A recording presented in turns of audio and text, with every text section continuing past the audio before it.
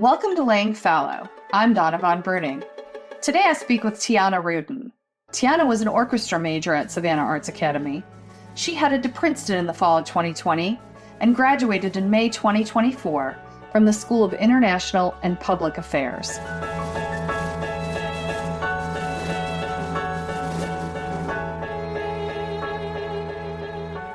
I start everyone with the quote. Do you remember your quote? From high school? Yeah, that I asked you. No. Okay. Maybe something about a violin. I have no idea. You're like, I'm going to guess. I know it's a violin picture. I'm going to guess.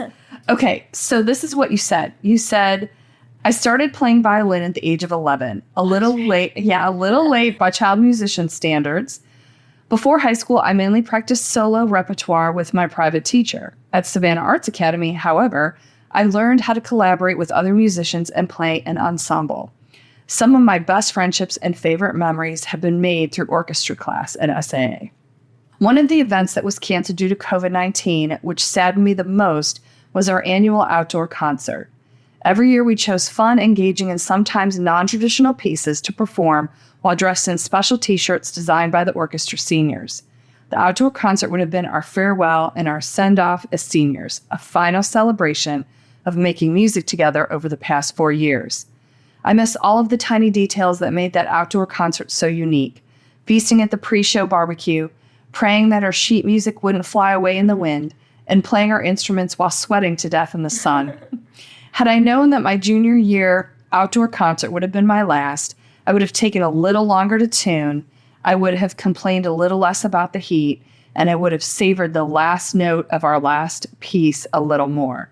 Making music with the SAA Mastery Orchestra has taught me the value of camaraderie and has shown me what it means to be part of something greater than myself. Oh, I'm so eloquent back then. Aren't you proud of yourself? So, thinking about that quote, well, let's start with, tell me where you are in the world. What have you done in the past 4 years? Oh gosh, I will say, thinking about that quote, music hasn't been as big a part of my college experience as it was at SAA. I feel like a lot of that has to do with the pandemic and disrupting kind of the more collaborative as well as performative spaces going into college. But I will say, I feel like I've had such a good college experience. I majored in the School of Public and International Affairs. Okay, nice. Tell me where you went. Let's start there. Oh yeah, I know where you went, but... So I just graduated this past May from Princeton University. Yay! And I majored in the School of Public and International Affairs, which is kind of a choose your own adventure major. So it's a mix of public policy and international relations, which I think was a really great fit for me. I got to take classes in sociology, politics, history, economics. I think it really gave me a really great breadth as well as depth of the social sciences. And it's led me some really, really cool experiences. I think both within the classroom, outside the classroom, and even abroad. This past January, I actually went to Egypt on a trip with my major, which was super cool. It was a joint experience between Princeton as well as the American University of Cairo, which is a local university there, and we kind of learned more about Egypt's economics, politics, cultural scene. We also did some of the touristy stuff as well. So we visited the pyramids and rode camels, which is crazy. How long were you there? About a week. Oh, yeah, very nice. It was a great experience. We ate very well. We learned so much. I could have stayed for months longer. That is very cool. Very cool. So let's go back to your quote real quick. Tell me how learning to value camaraderie has shaped your life over the past 4 years. Ooh, that's a good one. I think coming into Princeton, I was really excited because it wasn't a super huge school, but it also wasn't small. So it gave me a lot of opportunities to make friends with a lot of different people around the world. So I think how camaraderie shaped me is I've made a lot more friends. And you went there alone, right? No one else went. Or there were only maybe a couple of people from Savannah who I've actually kept in touch with. One of the people who's going to Greece is actually also from Savannah. Oh. So that was cool. A funny coincidence. But I think the value of camaraderie has really allowed me and pushed me to make friends from all over the world. So a lot of my friends aren't necessarily even from Georgia, which I always thought the world was bigger than Savannah, but it's not. I love that. I really understood until coming to college. So a lot of my friends saw it. Yeah, I really saw it. So a lot of my friends are around the U.S., sometimes even outside the U.S. It's just been a really good experience to learn from different diverse perspectives that are so different than mine. That is amazing. Has the journey of the past 4 years been what you thought it would be or not at all? Ooh, that's a good one. I think I try not to go into too many big life experiences with too many expectations. And why is that? I don't know. I feel like it just sets myself up for disappointment if it's like not exactly what I envisioned for myself. So I had no idea like what to expect coming into Princeton. But I would say it was great. I mean, I really loved the friends I made, the professors I had. Princeton kind of prides itself on being like a undergraduate-focused institution. And I definitely wrote that on my comment application. But I don't think I really knew what that meant before coming there. Like you research it and game in the system. I love it. Because like, I realized like after talking to some of my other friends who go to like bigger state schools or just other universities, like not all students have FaceTime with their professors. At Princeton, we also have both the big lecture classes, which can be like hundreds of students. We also have opportunities for smaller seminars that are like less than 10 students, as well as preceptorials, which are kind of like debriefs from lectures. So that's either taught by other grad students, but oftentimes the professor themselves. So you get a lot of FaceTime with professors, as well as research experience. That's actually another thing that I knew coming into Princeton, but I didn't actually realize what a big part it would be. All the Princeton students are required to write like a 100-page senior thesis, which is pretty unique to Princeton because some universities that's required for the honors college, but every undergrad at Princeton writes one. And that was something that I think really shaped me this past year. So you sound like you had a lot of camaraderie at Princeton. I know. Yeah, so like each Princeton undergrad works like one-on-one with a faculty member kind of over the course of 1 year to kind of like conceptualize and write and then defend like a 100-page senior thesis. And then mine was on like a public policy topic since that was my major. And it was really cool seeing kind of that type of project and of that scale from like beginning to end. And it was like totally independent project. So this was like my baby. It was, the idea wasn't given to me. I had to like research the idea, come up with it myself, and then kind of see it through. So what was your idea? Yeah, so I was looking at the impact of this particular like U.S. funding policy and how that affected funding for family planning NGOs in sub-Saharan Africa. So yeah, it was really complex, and I don't even know how I came up with it. I was gonna say, really and cool. You thought of this. Really complex, really cool. I did kind of like quantitative stuff to show like how levels of family planning changed before and after the policy, as well as did interviews with like foreign NGOs in sub-Saharan Africa on the ground over Zoom to kind of learn about their experience, kind of like navigating the funding policy. So it was like a really cool experience. And again, I did the interviews over Zoom, but I actually did secure the funding to actually go in person if I wanted to. I didn't want to because it conflicted with my Egypt trip. I had to pick. You had to choose. I had to choose. That's another thing. Just the amount of undergrad focus. You work on one-on-one with a professor. You can secure the funding to do like whatever you want. And I think it's just been a really great experience. So you knew all that going in? I mean, I didn't know that. You didn't know that. I might have known like the tagline that they put on their admissions website, but I didn't know really what that meant or how important that would be to me. Because at a lot of universities, like you don't have those opportunities, and I'm so grateful that I did. So tell me about, we're talking about like what you would think about the 4 years, and I know you said you go into it with no expectations, but surely you had some expectations about like music and your social life. Talk about those things. Yeah. Like what did you expect friend-wise? Because you went by yourself. Yeah.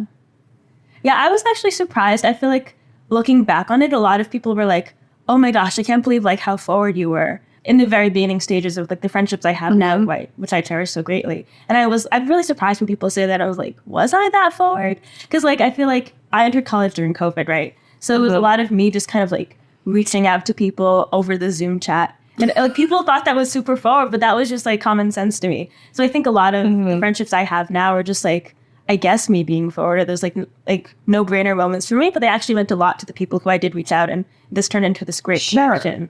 So I think like my social scene, I never tried to necessarily like become friends with any particular person. I just kind of cast my net wide, and like a lot of really great friendships have really stuck over the years. And the ones that didn't, they're still such a friendly face to see on campus. And you say hello, catch up about your life. And it's just been such a great experience. So let's talk about friendship real quick. So how do you think personal relationships of you and your peers were affected by COVID? Did this experience make you hold on to your high school friends more? Or did you notice people? Or did you just say whatever and you went? And you contacted people at Zoom. Yeah. Yeah, so I think I had an interesting experience because Princeton, they had an interesting policy in that fall of 2020. So actually that fall, they had originally allowed like I think the freshman and the junior class to come to campus, and then they said sophomores, seniors, you stay. Or maybe it was freshmen and seniors. I can't remember. But freshmen were originally allowed to come. But then as COVID got worse and like the public health policies changed, they were like, actually, no, you can't come. So we kind of had like this whiplash of like, oh, we can go. And I even started buying dorm stuff. And then they're like, actually, no, you have to stay home. So we didn't actually come to campus until January 2021. So we did that whole fall semester over Zoom. Oh, so I was in my childhood bedroom entering college, which is such a weird phrase to say. Right. So I was in it. You weren't alone in that. Yeah, where a lot of my friends were either going to like UGA, Georgia Tech, which like through their policies, they were allowed to come to campus, which is great for them. But it was kind of weird seeing my friends like at college in Atlanta or in Athens and then me being in my childhood bedroom starting college. So I think in that sense, I definitely did like hold on to the friendships I had at home. But I also in my mind realized like they're out in the world meeting their own people in person. So like in that fall semester, when my hometown friends were like away at college and I was still here, I did try to hold on to those relationships because they were important to me. But I also like tried to make friends with all my new Princeton friends virtually, albeit. But coming into the January 2021, classes were still on Zoom, but we were on campus. So it was like we were just doing class from our dorms in campus. But I still think it was a valuable experience for me. Being on campus, seeing what it looked like. Did you meet some of those people you reached out to? I did meet some of the people, exactly. So even just meeting them in person, it was so bizarre because we would like meet each other with masks on, like standing like 5 feet apart outside. And I think the like policy was like only like 2 people per dorm room if you had guests over. So it really allowed for more like smaller, intimate gatherings. If you did have people indoors, you would have maybe a bigger group outside. And then even then, I think you were, during the quarantine period, when you originally came to campus, you were limited to like 20-minute walks per day. So I think there were kind of some like strict health policies, but Princeton had very few cases. So like it worked out and I'm glad that like the COVID crisis didn't spread around campus. But yeah, I definitely think that impacted kind of like how I made relationships. And I also didn't think about this until looking back on it, but I talked about it with some of my Princeton friends. I think it also affected how we kind of like meshed as a class. Like especially now at like graduation, we do all these things together at a class and I'll see some people and I'm like, I haven't seen you the past 4 years. Like, are you a hired actor from Princeton? Like, who are you? Yeah. So I think it definitely did, like, maybe affect, like, our incoming experience as well as, like, the class, like, camaraderie, like, as a unit. But I feel like I still met a lot of, like, really great people, even if I didn't feel this sense of class camaraderie. And I think a lot of that has to do with orientation. Princeton kind of puts us through the ringer during, like, a week or two of orientation events, usually for freshmen, which is, like, a mix of, like, community service activities, camping activities, kind of like inter-dialogue between other classmates. And all of this is like actually done off campus to like ship you off into the wilderness and make you bond as a class. And we kind of missed all of that as freshmen. I think I like the idea of orientation in my mind, but honestly, I'm not a camping girly. Like, I don't think... Yeah, you would love that. I would love it. For sure. But apparently it does do a lot of bonding. So it's always like a what if we had that. Yes. Let's talk a little bit about tradition. So because you didn't get a normal graduation, and maybe some of those milestones that happen in between senior year and, orientation, freshman year at college, did it make you hold on to traditions like your Princeton graduation more, like, or birthdays or Christmas, things like that? Did you tend to value them more, or was it easier for you to let go of them and they didn't matter as much? Yeah. Well, that's interesting. I think for me personally, I did value them more. Especially since we didn't have we had the little motive of graduation after Savannah Arts. Yeah, I definitely was really looking forward to the Princeton graduation this past May. And Princeton actually really goes all out for graduation. We have 3 days of graduation ceremonies. There is baccalaureate, which is done in the church. There is class day, which is basically a more informal kind of celebration, as well as each of the majors have their own celebrations. And then there's commencement. And then before that, there's actually Princeton reunions, which is 3 days of all the alumni coming back to Princeton. Oh, wow. To both, reunion their classes, but also kind of celebrate the graduating class. So that is 3 days of reunions, partying, etc. So it was a whirlwind of basically a week of So you reveled in that. Yeah. You loved it. It was great. It was great. I mean, there were dull moments where I think I almost fell asleep during one of the speeches. Right. There's always those moments, right? But I think for me, it's really important to have that, not only for me, but also for the parents and all the people who kind of got you to this point, to be able to not only celebrate you, but kind of just celebrate the moment. And I think it was really important for a lot of the parents to be able to see their kid graduate. Oh, have for that sure. experience. Yeah, I'm sure you know. For sure. Yeah. It was fabulous. Yeah, it was wonderful. Moving forward, those kind of milestone markers or traditions, they're important to you now. Yeah. More important. Yeah, I think so. Also thinking about like my future plans. I don't have any like immediate plans to go to grad school at this moment. So like right now, this potentially could be my last graduation ever, which is weird to think about. Right. Did they say at graduation that a lot of you hadn't, like, did they make note that you guys didn't graduate from high school the normal way or no?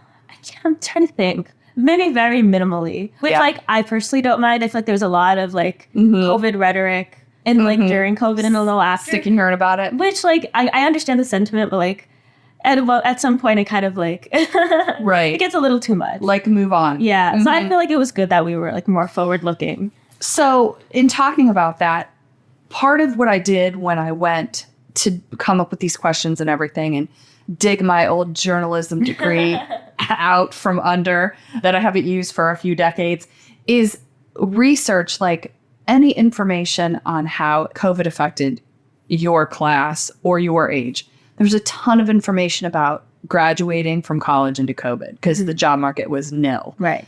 And difficult. And if you did get a job, it was the same thing. You were like doing it over Zoom. You didn't have mentors and all that sort of thing, which was difficult. But there was zero information about you guys. Like what it was like to graduate and you're supposed to launch into adulthood and you were all stuck in one way or another. Like nobody got a free pass. You know, a lot of people just were stuck and some people stayed stuck. So what I want to ask you is what I did find is a lot of the academia out there referred to it as trauma. What you went through is trauma. Would you agree with that statement? Would you call it trauma? Or how do you think about that? What you lost? Yeah, so that's an interesting question. I think everyone will have a different answer. But I will say for me, I think I hated the idea at first, staying home in that fall semester. Like, I think I like bawled my eyes out at some point. But I will say looking back on it, and I've had some friends agree with me on this as well, I think it was a good launching pad into Princeton academics in that we had like virtual classes. And in some way that like was easier than like in-person classes or just like a different experience. Maybe a little more manageable, not easier, maybe more manageable. So I think just having that fall semester, specifically my freshman's fall, maybe like dipping your toe in or like acclimating to the Princeton academic environment, that was valuable and useful to me. And I don't know if I would have done as well academically if it was like from 0 to 100, socially, academically, whatever. If they dropped me on campus and told me, go camping in the wilderness, then start your fall semester, I don't know if I would have done as well. So I think it was, learn to camp. I know. You're like, I think it was good, like ease in to the Princeton experience. But I know a lot of people who have different thoughts. And depending on like your home situation, just so many other factors, I do think like trauma could be the appropriate word for that situation, but I don't think it was overall. Yeah, I don't think it was for me. Yeah. So in the past 4 years, I want you to talk to me about loss. What did you lose? Some people lost people, obviously on that end, but it could be anything. What did you lose? That's actually a really good question. I feel like you always talk about like what you gained in college. I feel like before college, I always kind of like, how do I phrase this? I think I was less proactive in my relationships before college. And especially now graduating, I realize how much like time and investment, valuable friendships, relationships, what have you actually do take. So I think I always was in like kind of like the backseat of my relationships, my friendships, maybe before college, just because you're all in the same hometown. You run into each other at the grocery store, at the library, at the beach. You just let it happen. You just let it happen. Whereas like now with my friends kind of scattered across the United States, even the globe, I realize how much like more proactive and how much more attention some of my friendships do need. And like maybe at one point in my time, I've been, it's so much work. But now I just see it as like investment because I really do love my friends and I want to keep in touch with them. And like, we won't necessarily be in all the same place at once anymore, except for maybe these Princeton reunions down the line. But even then, that's once a year. So like, I think taking a more active step in my relationships and my friendships is not something that I necessarily did before, maybe just because I didn't have to, but I'm realizing the value of it now. Yeah, that's something I lost, but I'm transitioning to now. More like you lost, I don't know, fears, not the right word, but like not indifference even, but just like, you lost the lazy part of it or taking it for granted. That's it. You lost taking it for granted. So then you could flip that and say, like your greatest lesson. What was your greatest lesson out of COVID? Would it be that? I think it would be that. I think it would appreciating people, appreciating the relationships, as well as investing in them, making the investment. Yeah, I love that. That is fantastic for you. This may apply to you and your friends or not. Mm-hmm. So we can pass it if it doesn't. But it seems that so many of your classmates, and I don't know if you're aware of this, have gotten married. Oh, yeah. Yeah, especially for Savannah. Especially so many have gotten married or are still with their high school sweetheart. Have you observed this as well? And do you consider it a result of COVID? Do you think these relationships are sustainable long term? What I'm saying is that whole year that you were stuck in your bedroom, you know, home or in your bedroom, or couldn't go to school or whatever, couldn't make new friends, people kind of clung to what they knew. Yeah. And they kind of rode out that year together. Yeah. What do you think about it? Do you have any friends that this happened to, or acquaintances, or, I mean, do you have any comments on it at all? Yeah, so definitely a lot of my like acquaintances around Savannah. I've seen like marriage photos. I've even seen baby photos, which is crazy to me personally. I mean, I'm so happy for You're them. like, I'm 22. Yeah, I'm still a baby. Yeah. But yeah. In terms of like whether like the impact of COVID on that, maybe I do agree. I maybe like you stuck with what you're familiar with going into it. The relationships that I still see like going strong today, like obviously it's been a couple of years since COVID. So they made it through COVID. They've adapted their relationship or like made the necessary changes or whatever, and they're still going strong. So like, I wish them well. I think it's like weird for me to see personally because like I'm not at that stage of my life. Right. But I totally understand why some people might be. And I'm super happy for them. Tell me what role social media plays in your life, because I've gotten a lot of interesting feedback for you guys when it started. I mean, Snapchat and Instagram were not what they are today. Right. And I feel like your age, even like 23, 22, 21, has a very different take on social media than anyone younger than you. Yeah, I definitely say I use Snapchat a lot less now. I would say I use Instagram more for catching up with people, or just social media in general. I think more for catching up with people, as well as for staying informed on like the news, personally. So is that where you get your news?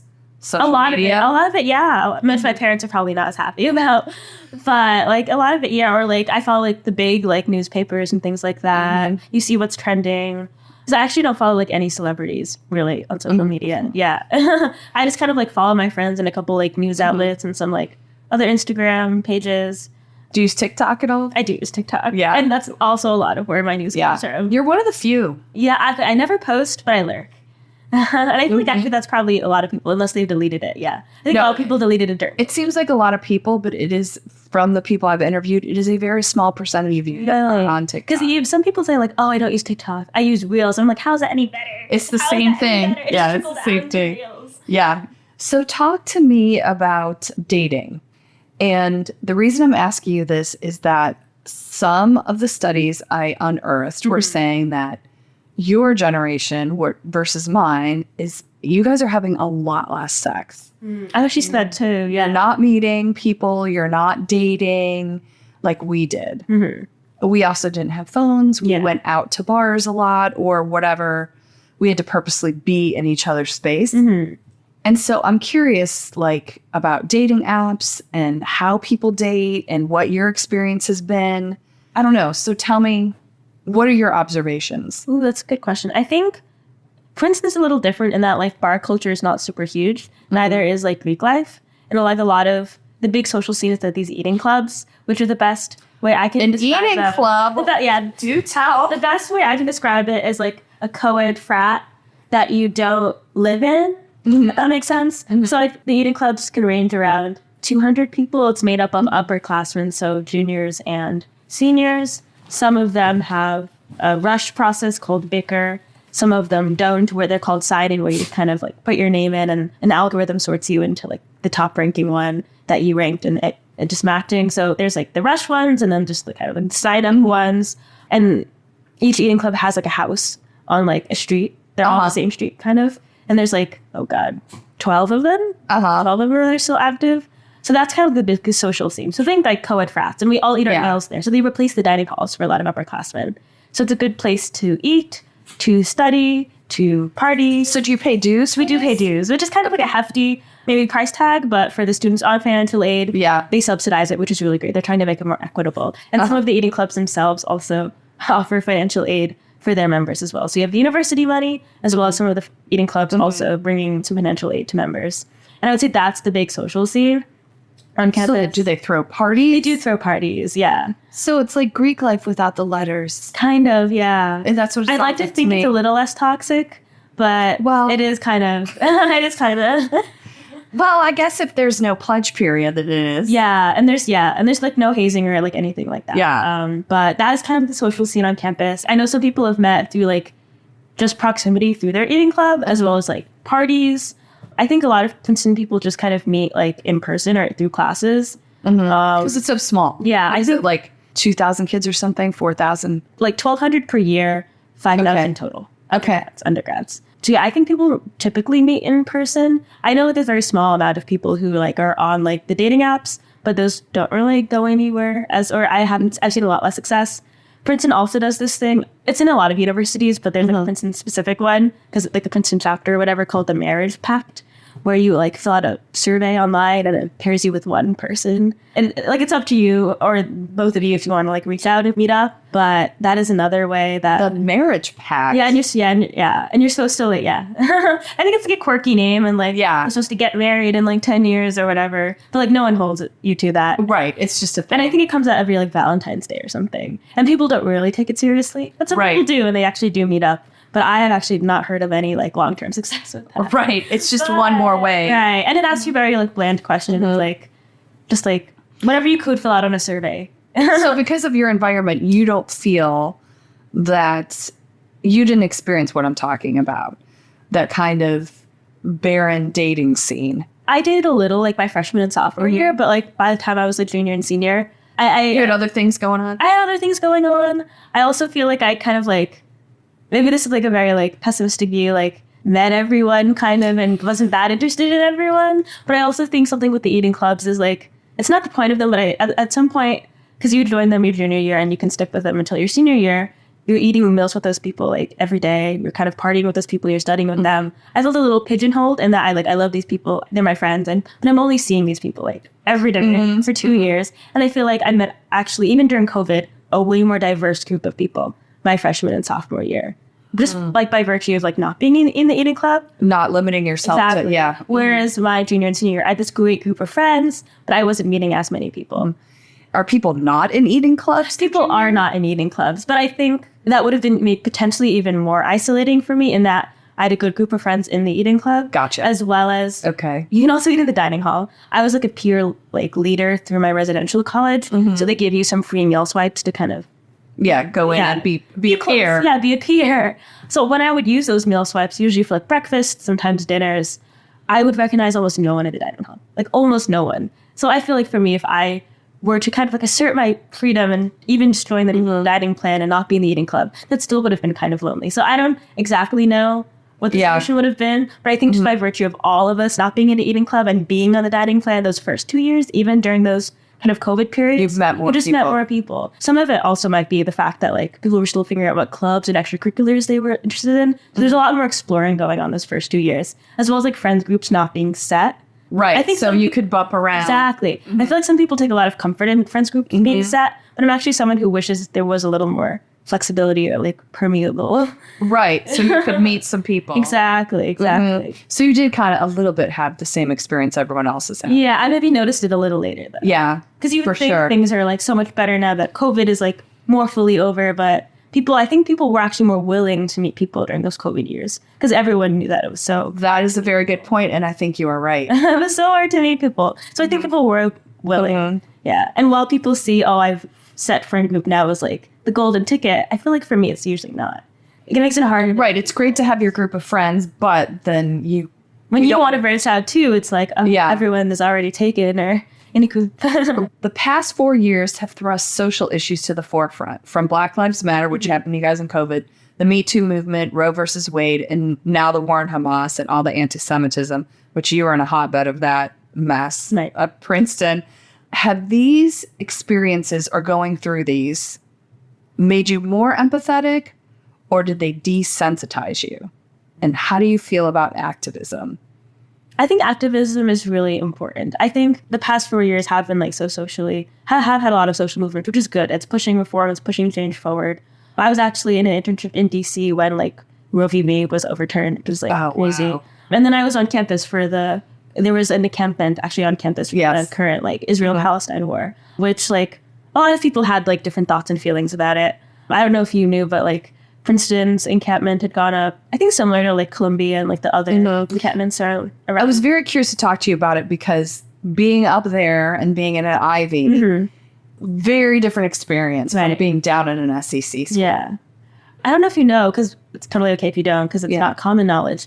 But Princeton is known as like the most conservative of the Ivies, and we're also not in a big city like, I don't know, Boston and New York. So a lot of social movements actually don't have as much traction on Princeton's campus. So I think I was actually very surprised when the encampments put up, not because I didn't think like it was important what's going on, but because a lot of that stuff just doesn't happen at Princeton. There are no outside drivers. Yeah, we're a very like sleepy, quiet like town. Right. You're not like Harvard and Boston. Exactly. Yeah. So I think like that was like a little like wake up call in my mind, like, wow, like this is actually happening. This is real. And then there were also some thoughts and feelings going around. We mentioned tradition that like when we saw Columbia's graduation be canceled, I think a lot of people were concerned about ours, especially the fact that we didn't have one in high school. Right. Taking that into consideration as well. Obviously it didn't come to that. And like everything went on as planned. The university like handled things the best they could at the time. Talk to me about being in DC during Roe versus Wade. Yeah. That was really, I was there the summer. I think the summer the decision came out. That was like really interesting. I didn't go to as many like marches and protests I would have liked, more like for safety concerns than anything else. But I did see like a lot of like activism going on in the city, and I do think it was really important. So I think it was a very like weird and like important time to be in the city. What a neat experience for you. Yeah, to be there. Sure. Yeah. So do you feel like it made you more empathetic, or are you a little desensitized because so much has happened and you can't do everything? Yeah. I would say I've been like on and off days. I think it's like I try not to fall into that desensitized mode because I don't think it's like productive. But like I understand why people are, and I don't blame them for being that. But I also think it's important to like realize when you're in that mindset and try to like get yourself out of it, because I do think if you just kind of like think that way, nothing meaningful is going to happen. Like meaningful change or reform if you just kind of like sit in your like feel desensitized. So I think it's important to like be hopeful and like be proactive and take charge in these types of things. There is a phenomenon called the quarter century crisis. Do you know what this is? I have an idea, but you should definitely decide if I It is when you turn 25. It's very much kind of like a midlife crisis. But you turn 25 and all the things that you thought would happen or experiences you thought you would have or where you would be don't necessarily come to pass, because obviously that's life. And you guys have experienced that already. Like what you thought would happen your senior year or freshman year of college did not happen. So I'm asking you this because this period of disillusionment, uncertainty, questioning that happens when you're 25, not to everybody, because you guys experienced what you did when you were 18, do you feel like your class, your age, are more apt to experience that quarter century crisis, or no? Any opinion on it? Yeah, I would say potentially. I will say, I think if you're like looking around at your peers and just like other people and comparing yourself, it's very easy to feel that way. And I personally try not to do that, because like everyone's on their own track and like life is coming at you at any speed, and it's just like kind of up to you to like chart your own path and as well as feel like secure and happy with yourself. But kind of back to our social media situation, in times where I maybe do feel like that or have that moment of doubt, I will say I actually have found social media very fulfilling and validating, in that I'm not alone in this, and a lot of other people actually do feel the way I'm feeling. So I actually think social media is a great tool in that sense. And like maybe if I'm just like alone by myself and I'm feeling a certain way, I see actually other people on the internet, and a lot of my people similar age are actually also feeling that way. I find a little more comfort in that, but I know everyone, maybe other people don't. Well, I find it interesting that you say you use social media to validate where you are, for validation, because all you hear is the opposite. How it brings you down, how it makes you feel less than. It seems like everybody else is, doing this great stuff or having these great things. And it's all moments that are not necessarily, they're all pinnacle moments. Yeah. They're not like everyday life. So I find it interesting that you're able to mentally use it to validate. Yeah. And I think also where you are. There's been kind of like a shift, and people kind of like, as a whole, kind of realize that like a lot of social media is very curated, and it's like your best moments. But I think I've seen a lot of more honesty on like maybe things like TikTok and Reddit versus like Yeah. Instagram or like Facebook. I do love some Reddit. I'm not going to lie. We're almost done. So what do you think people misunderstand about 22-year-olds today? And when I say people, I mean people my age. I don't know. I know there's been a lot of like, I don't know if I necessarily believe this, but it's the first thing that came to my mind is about like a lot of like maybe like mental health things. Because I think a lot of like maybe like older generations, I've seen a lot of like the mentality is like, oh, like I did it. Like, why can't you? Suck it up. Yeah. Buttercup. Yeah. Like back in my day. We walked to school 3 miles in the snow uphill with no shoes. Exactly. And like our generation has been like babied. But like if you look back, like a lot of us have lived through like the beginning of 9/11, war and terror, the Great Recession, now COVID, now the job market's also very hard. We like just like Gen Z, millennials, they've been through a lot. So I think just having empathy for people is really important. Maybe not something they misunderstand, but I just think having empathy for like the future generations is like something maybe people kind of forget. Maybe not necessarily misunderstand, just kind of forget. So I think that's important to have. That 22-year-olds are a little bit more empathetic. Yeah. That's a learned thing for you. Or like having the older generation be more empathetic to us. Oh, okay. Yeah. Got it. That it wasn't all peaches and cream for you. Yeah. Got it. Okay, that's totally understand. So the last question I'm going to ask you is, what are you going to do with your one big life? Oh my God. That's so tough. Like when you think about being 50 years old, Yeah. what does that look like for you? Being 50 years old. Ooh. I hate talking in blanket statements because I honestly have like very little idea. And I feel like it changes constantly.